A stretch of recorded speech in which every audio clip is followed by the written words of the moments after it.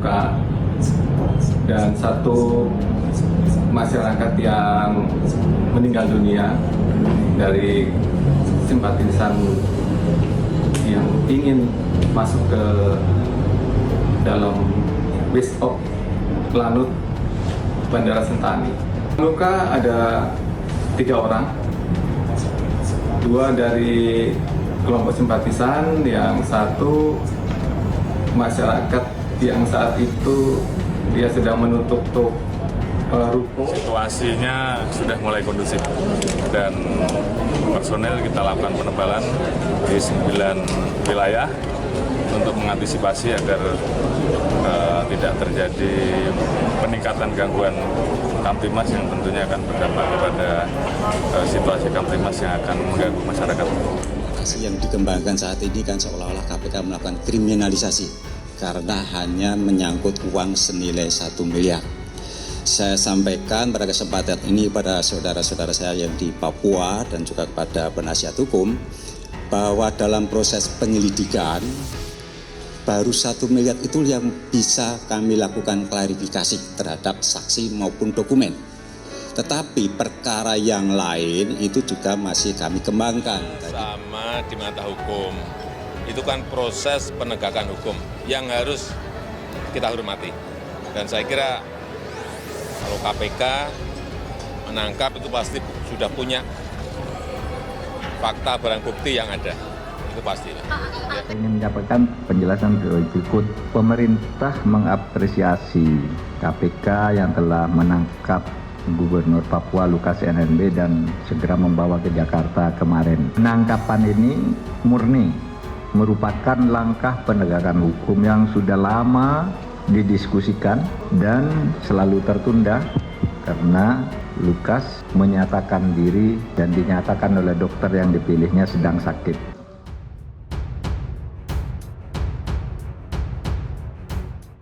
Di area Bandara Sentani usai Lukas NMB ditangkap KPK, 1 orang tewas tertembak. Sekelompok massa bertindak anarkitis di wilayah Bandara Sentani, Kabupaten Jayapura, setelah Gubernur Papua Lukas NMB ditangkap Komisi Pemberantasan Korupsi, Selasa 10 Januari 2023.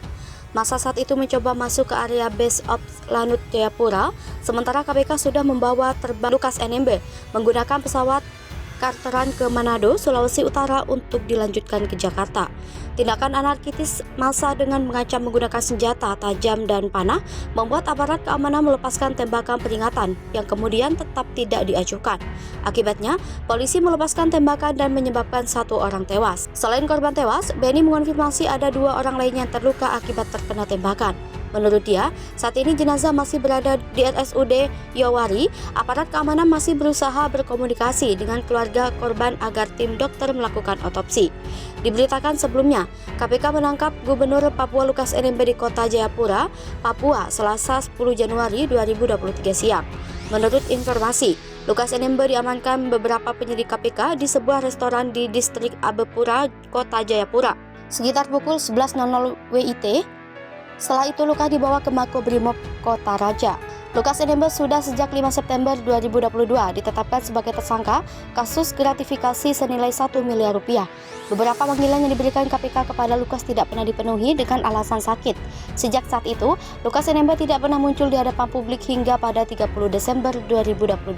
Lukas melakukan peresmian kantor Gubernur Papua. Airlangga ungkap hasil pertemuan dengan PKB hingga PAN. 8 parpol tolak pemilu proporsional tertutup. Sebanyak 8 partai politik di Indonesia sepakat untuk menolak wacana sistem pemilu proporsional tertutup Minggu 8 Januari 2023. Keputusan tersebut disampaikan setelah elit partai politik mengadakan pertemuan di Hotel Dharma Wangsa, Kebayoran Baru, Jakarta Selatan pada minggu ini. Adapun para elit parpol yang hadir, Ketua Umum Partai Golkar Airlangga Hartarto, Ketua Umum PAM Zulkifli Hasan, Ketua Umum PKB Muhaimin Iskandar, Ketua Umum Partai Demokrat Agus Harimurti Yudhoyono, Presiden PKS Ahmad Saiku. Kemudian, Wakil Ketua Umum PPP Amir Uskara, Sekjen Partai Nasdem Johnny G. Plate, dan Wakil Ketua Umum Partai Nasdem Ahmad Ali. Sementara itu, dari pihak Gerindra tak menghadiri pertemuan, tapi sudah berkomunikasi dengan sejumlah elit parpol dan menyatakan sikapnya. Berdasarkan hasil pertemuan tersebut, Ketum Golkar Airlangga Hartarto menyampaikan pihaknya bersama 7 parpol lainnya menolak sistem pemilihan umum proporsional tertutup. Menurut Airlangga, 8 parpol yang sepakat ini memiliki komitmen untuk menjaga kemajuan demokrasi di Indonesia yang telah dijalankan sejak era reformasi. Kemudian Airlangga menyebut sistem pemilu dengan proporsional terbuka merupakan pilihan tepat dan telah sesuai dengan putusan Mahkamah Konstitusi pada 23 Desember 2008. Lebih lanjut, Airlangga kembali membacakan sikap parpol terhadap wacana pemilu proporsional tertutup. Sebelumnya, Ketua KPU Hasyim Asy'ari menyebut ada kemungkinan pemilu 2024 menggunakan sistem proporsional tertutup. Hasyim mengatakan aturan terkait sistem pemilihan sedang disidangkan di MK. Adapun sistem pemilu proporsional tertutup, kemungkinan pemilih dalam pemilu legislatif hanya memilih partai dan bukan calon legislatif. Sistem itu berbeda dengan proporsional terbuka yang saat ini berlaku, di mana masyarakat bisa memilih para kandidat calon legislatif, dilansir Kompas TV. Ketua Umum Partai Gerindra Prabowo Subianto mengatakan partainya mendukung sistem proporsional terbuka dalam pemilihan umum atau pemilu 2024. Prabowo Subianto menilai sistem yang telah diterapkan saat ini lebih demokratis.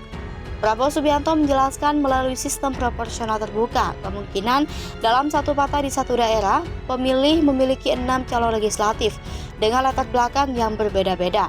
Ada yang mewakili pemuda, ulama, buruh, hingga petani.